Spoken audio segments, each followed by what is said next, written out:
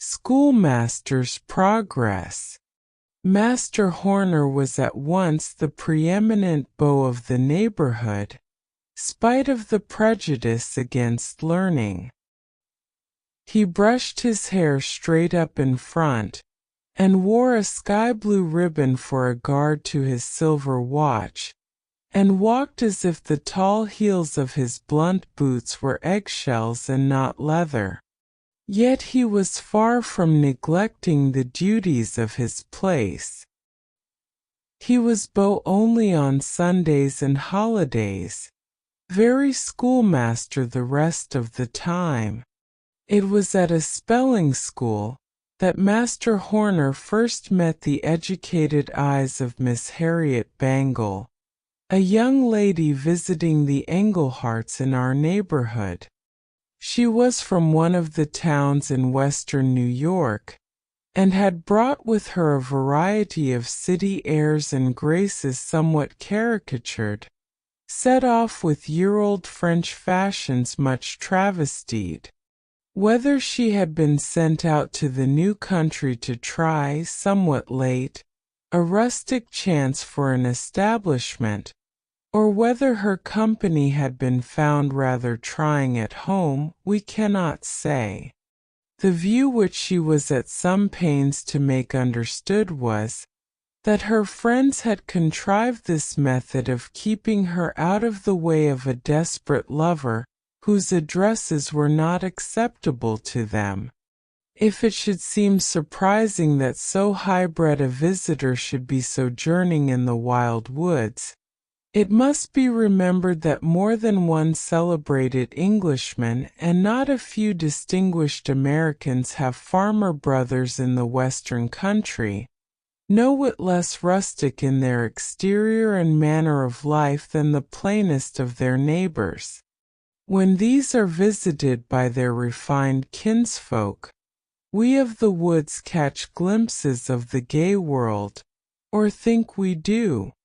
That great medicine hath, with its tinct gilded, many a vulgarism to the satisfaction of wiser heads than ours.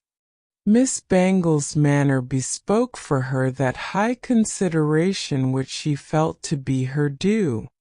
Yet she condescended to be amused by the rustics and their awkward attempts at gaiety and elegance. And to say truth, few of the village merrymakings escaped her, though she wore always the air of great superiority. The spelling school is one of the ordinary winter amusements in the country. It occurs once in a fortnight or so, and has power to draw out all the young people for miles round, arrayed in their best clothes and their holiday behavior. When all is ready, umpires are elected, and after these have taken the distinguished place usually occupied by the teacher, the young people of the school choose the two best scholars to head the opposing classes.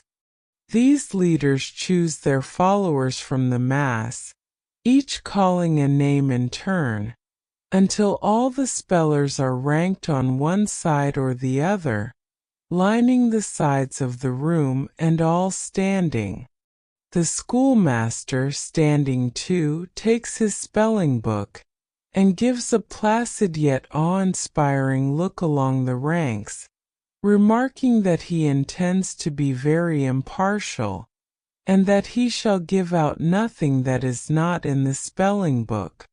For the first half-hour or so he chooses common and easy words, that the spirit of the evening may not be damped by the too early thinning of the classes. When a word is missed, the blunderer has to sit down, and be a spectator only for the rest of the evening. At certain intervals, some of the best speakers mount the platform and speak a piece, which is generally as declamatory as possible. The excitement of this scene is equal to that afforded by any city spectacle whatever, and towards the close of the evening, When difficult and unusual words are chosen to confound the small number who still keep the floor, it becomes scarcely less than painful. When perhaps only one or two remain to be puzzled, the master, weary at last of his task, though a favorite one, tries by tricks to put down those whom he cannot overcome in fair fight. If among all the curious, useless, unheard-of words which may be picked out of the spelling book, he cannot find one which the scholars have not noticed, he gets the last head down by some quip or catch. Bay will perhaps be the sound. One scholar spells it bay, another, bay, while the master all the time means ba, which comes within the rule, being in the spelling book. It was on one of these occasions, as we have said, that Miss Bangle, having come to the spelling school to get materials for a letter to a female friend, first shone upon Mr. Horner. She was excessively amused by his solemn air and puckered mouth, and set him down at once as fair game. Yet she could not help becoming somewhat interested in the spelling school, and after it was over found she had not stored up half as many of the schoolmaster's points as she intended, for the benefit of her correspondent. In the evening's contest a young girl from some few miles' distance, Ellen Kingsbury, the only child of a substantial farmer, had been the very last to sit down, after a prolonged effort on the part of Mr. Horner to puzzle her, for the credit of his own school. She blushed and smiled and blushed again, but spelt on, until Mr. Horner's cheeks were crimson with excitement and some touch of shame that he should be baffled at his own weapons. At length, either by accident or design, Ellen missed a word, and sinking into her seat was numbered with the slain. In the laugh and talk which followed, for with the conclusion of the spelling, all form of a public assembly vanishes, our schoolmaster said so many gallant things to his fair enemy, and appeared so much animated by the excitement of the contest, that Miss Bangle began to look upon him with rather more respect, and to feel somewhat indignant that a little rustic like Ellen should absorb the entire attention of the only beau. She put on, therefore, her most gracious aspect, and mingled in the circle, caused the schoolmaster to be presented to her, and did her best to fascinate him by certain airs and graces which she had found successful elsewhere. What game is too small for the close-woven net of a coquette? Mr. Horner quitted not the fair Ellen until he had handed her into her father's sleigh, and he then wended his way homewards, never thinking that he ought to have escorted Miss Bangle to her uncle's, though she certainly waited a little while for his return. We must not follow into particulars the subsequent intercourse of our schoolmaster with the civilized young lady.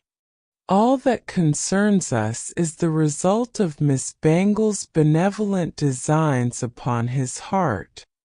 She tried most sincerely to find its vulnerable spot, meaning no doubt to put Mr. Homer on his guard for the future, and she was unfeignedly surprised to discover that her best efforts were of no avail. She concluded he must have taken a counterpoison, and she was not slow in guessing its source. She had observed the peculiar fire which lighted up his eyes in the presence of Ellen Kingsbury, and she bethought her of a plan which would ensure her some amusement at the expense of these impertinent rustics, though in a manner different somewhat from her original more natural idea of simple coquetry. A letter was written to Master Horner, purporting to come from Ellen Kingsbury, worded so artfully that the schoolmaster understood at once that it was intended to be a secret communication, though its ostensible object was an inquiry about some ordinary affair. This was laid in Mr. Horner's desk before he came to school, with an intimation that he might leave an answer in a certain spot on the following morning. The bait took at once, for Mr. Horner, honest and true himself, and much smitten with the fair Ellen, was too happy to be circumspect. The answer was duly placed, and as duly carried to Miss Bangle by her accomplice, Joe Englehart, an unlucky pickle who was always for ill, never for good, and who found no difficulty in obtaining the letter unwatched, since the master was obliged to be in school at 9, and Joe could always linger a few minutes later.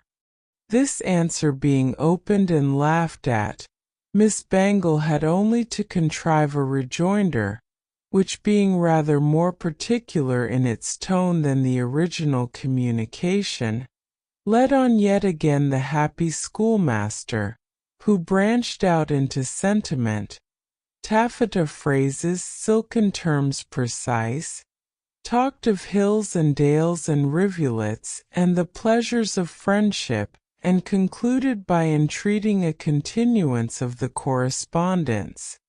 Another letter and another, every one more flattering and encouraging than the last, almost turned the sober head of our poor master, and warmed up his heart so effectually that he could scarcely attend to his business.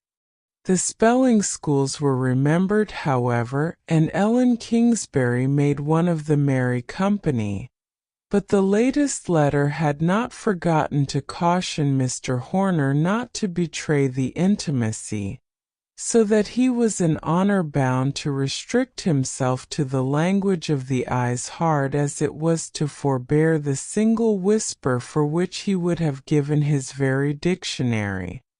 So, their meeting passed off without the explanation which Miss Bangle began to fear would cut short her benevolent amusement.